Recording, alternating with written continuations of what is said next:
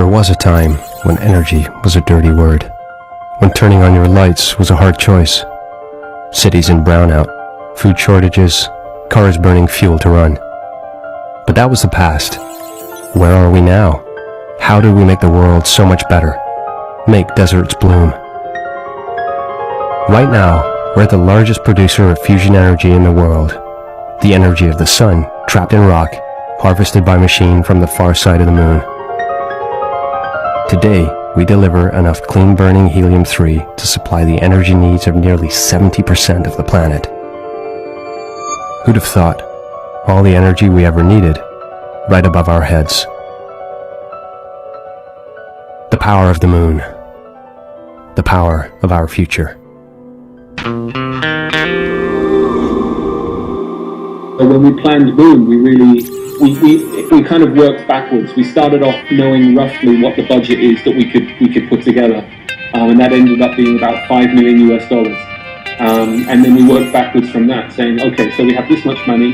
How do we get the most out of that money? And we decided, well, we'll keep our cast small, and we'll try and shoot everything in one studio environment, one controlled environment.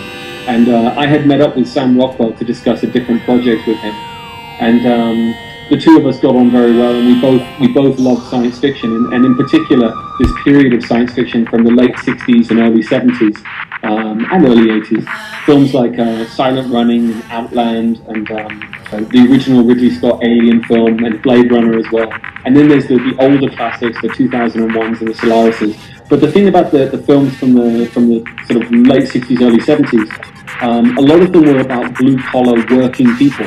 There's obvious comparisons like Gertie, the robot character, and Hal from 2001.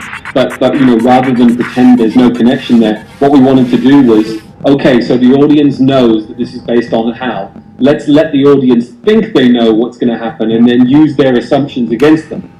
That's what we tried to do. Moon was very well received, and a lot of people wanted to talk with me. I was very fortunate. I got the chance to start meeting some of the people that I very much admired.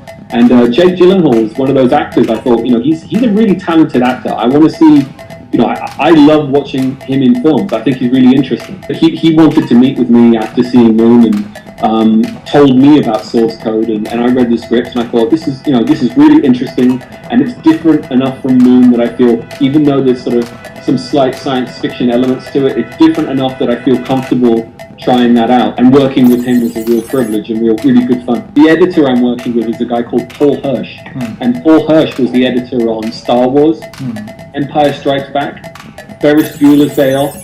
He got an Academy Award for Ray. He did Mission Impossible. He's like